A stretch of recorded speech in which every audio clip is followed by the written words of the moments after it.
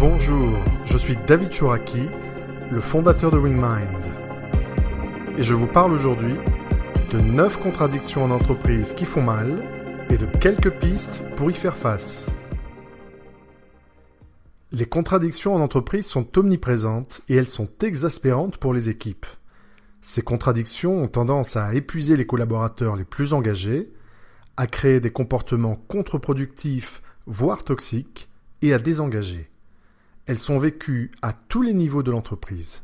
Par les dirigeants d'abord, qui doivent tenter d'aligner les intérêts divergents des parties prenantes, par les managers intermédiaires, coincés entre les injonctions de la direction et les difficultés des équipes sur le terrain, et enfin par les employés, en bas de la chaîne hiérarchique, qui ont peu de marge de manœuvre pour en sortir. Quelles sont les contradictions les plus répandues dans les entreprises et que peuvent faire les dirigeants pour y faire face? Voici 9 contradictions fréquentes vécues par les équipes en entreprise. Contradiction numéro 1.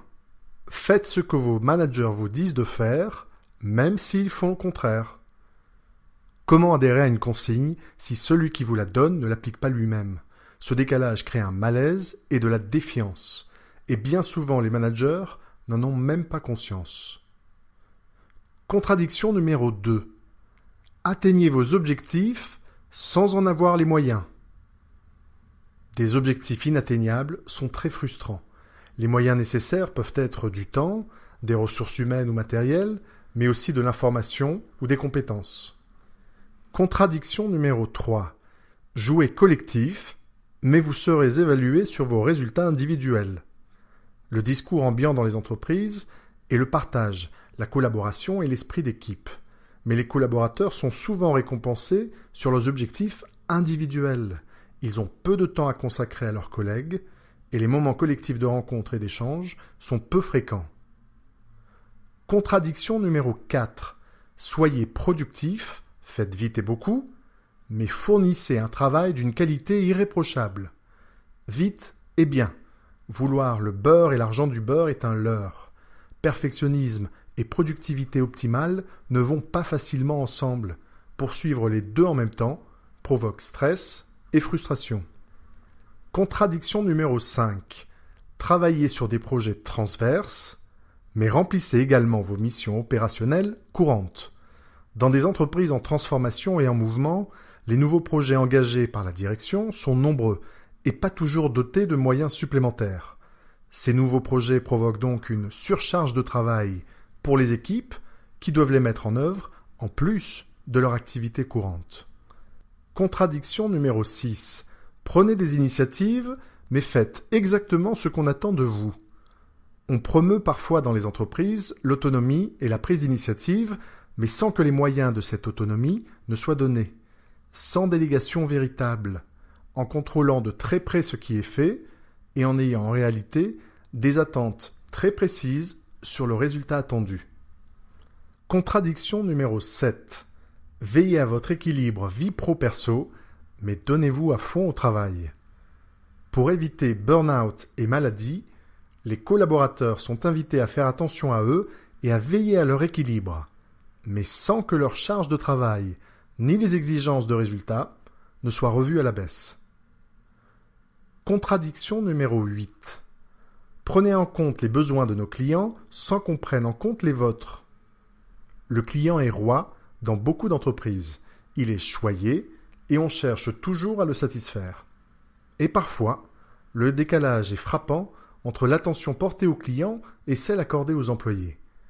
Difficile alors pour des employés qui ne se sentent pas respectés et correctement traités par leur entreprise de devoir dans le même temps fournir un service de grande qualité à la clientèle. Contradiction numéro 9. Mettez en œuvre les consignes que vous recevez, même si elles ne sont pas applicables ou bénéfiques sur le terrain.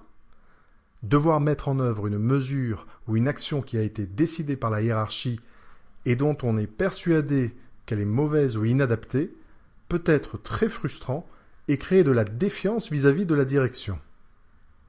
Que faire alors pour faire face à toutes ces contradictions? Voici quelques pistes à explorer par les dirigeants. Piste numéro 1. Aligner régulièrement les objectifs de l'entreprise avec ceux des départements et des personnes. Piste numéro 2, développer l'exemplarité des dirigeants et des managers intermédiaires. Piste numéro 3, penser aux principes d'application des nouveaux projets lancés dans l'entreprise, c'est-à-dire quels moyens et ressources, quel impact sur l'existant, sur les équipes, sur l'entreprise.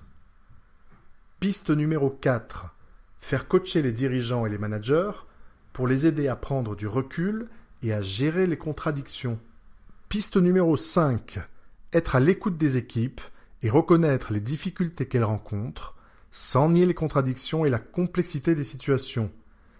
Piste numéro 6, favoriser la résolution de problèmes et l'amélioration continue dans les services et départements. Piste numéro 7, faire remonter les problématiques bloquantes et trancher rapidement quand un arbitrage entre deux contradictions est nécessaire. Et enfin, piste numéro 8, organiser des rencontres régulières dédiées à la résolution collective des contradictions au niveau du CODIR ou COMEX, entre les départements et dans les services.